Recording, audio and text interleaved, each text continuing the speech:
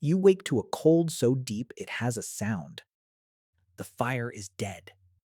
Frost has crept across the inside of the turf wall beside your face, and your own breath hangs frozen in the black air of the longhouse. Somewhere in the dark, a cow shifts its weight against the far wall. You are not in Norway. You are not even in Iceland. You are standing at the very edge of the known world, on a green-named island of ice, and the long winter has only just begun. Your people will hold this place for nearly 500 years. That is longer than the United States has existed. And then they will vanish so completely that Europe will half forget they were ever here at all. So, how do you survive even one winter in a land like this? And why, in the end, does your entire world melt away? It begins with a man named Erik the Red. Around the year 985, he sails west from Iceland with a small fleet, running from a sentence of exile for killing his neighbors in a feud. He is not a gentle man, but he may be the greatest salesman of the Viking Age. He names the new land Groenland, Greenland. According to the saga of Erik the Red, one of the medieval Icelandic tales written down centuries later, he chose the name because men would be far more willing to go there if the land sounded inviting. It is one of the oldest marketing tricks in recorded history. The truth is that most of the island lies buried under an ice sheet nearly 2 miles thick. But along the sheltered fjords of the southwest, there are real green meadows. And that is where you make your home.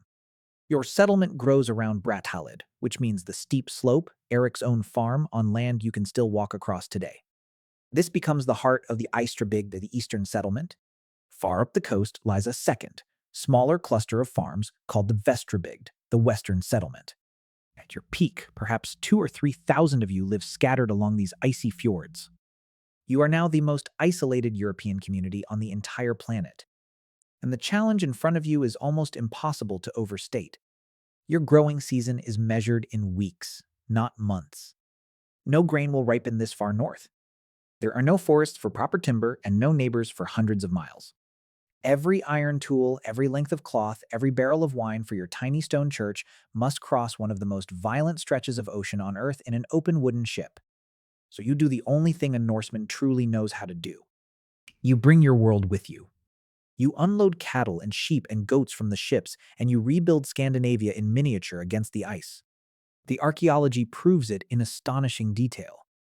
The Danish historian Else Rosdahl, one of the great scholars of the Norse world, describes a people who stubbornly recreated the farms of their homeland on the rim of the Arctic.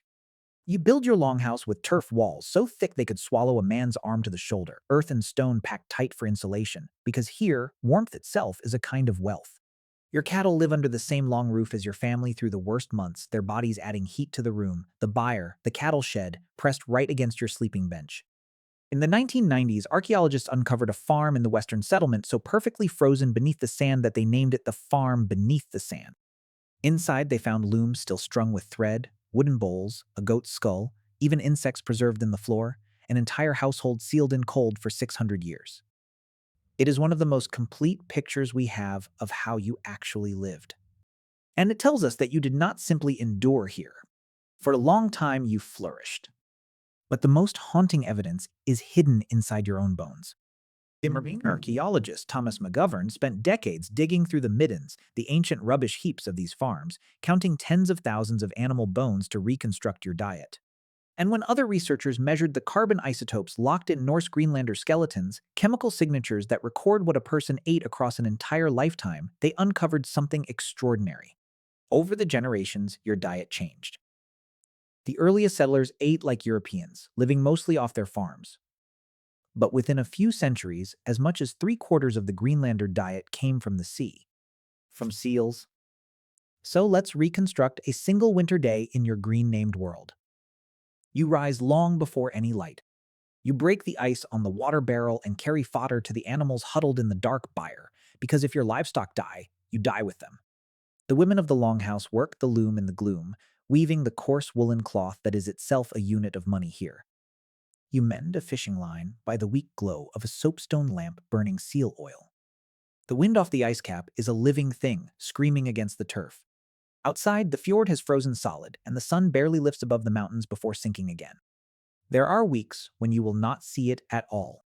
What truly keeps you alive through this is not your cattle. It is the hunt. Each summer, before the dark returns, your men row hundreds of miles north into a region you call the Nordorsida, the northern hunting grounds, to kill seals and, above all, walrus. Why walrus? Because of the ivory? Walrus tusks are your gold. They are carved into the chess pieces and crucifixes and treasures prized by the wealthy of Europe, and they are the single export that ties your frozen colony to the rest of the world. It is a brutal journey in open boats through water cold enough to kill a man in minutes, and every year, some who row north do not row home. Your entire survival, it turns out, depends on a luxury good shipped across an ocean. And here is where the story turns, and where the myth dies. You have probably heard that the Greenland Norse were stubborn fools, backward farmers who clung to their cows and starved on the ice while the Inuit thrived all around them. It is a clean, satisfying story. It is also mostly wrong. Look closely, and you find a people who adapted with remarkable skill. You shifted your diet from the farm to the sea. You hunted migrating seals with such precise timing that the bones in your middens record the very season they were caught. You survived in one of the harshest environments humans have ever settled, not for a few desperate years, but for nearly 5 centuries. Most colonies never come anywhere close. So what finally ended you? There was no single dramatic death. The world simply turned against you slowly, on every side at once. The climate cooled into what we now call the Little Ice Age, shortening your already brutal growing season and choking the sea lanes with drift ice. The market for your walrus ivory collapsed as elephant ivory flowed back into Europe, severing the lifeline of trade that justified your existence. The ships from Norway came less and less often, until they stopped coming at all. When a cleric named Ivar Barderson sailed to check on the western settlement in the 14th century, he found the farms standing empty, livestock wandering loose across the meadows, but not a single living soul. The last written trace of your people is almost unbearably ordinary. In the year 1408, at a stone church called Hvalsey, in a building whose walls still stand against the Greenland sky today, 2 Norse settlers were married. A wedding. A normal, hopeful day. And then the record simply goes silent. After that, your entire civilization slips out of recorded history without a final word. Were you the last person to bank a fire in that longhouse before the cold took the valley for good? Did your descendants sail away to Iceland, vanish into marriage with the Inuit, or simply fade one quiet winter at a time? No one truly knows. The ice kept the houses. It did not keep the ending. And maybe that is the real lesson buried under the Greenland sand. You did not survive that island by being the strongest or the most stubborn. You survived by changing, by eating the seal when the cow failed, by learning to read the ice, by bending to a world that would never bend to you. Your story is not really about Vikings freezing to death. It is about how long human beings can endure at the very edge of the possible, and how even the most determined among us hang on a thin thread of trade, climate, and luck that can quietly snap. You wake 800 years later in a warm room with food that crossed oceans to reach you and a climate you simply assume will hold. The fire of the Greenland Norse burned for 500 years before it finally went out. And the only question they would ask you is the one you never think to ask yourself. How long can your own world keep the cold outside the wall?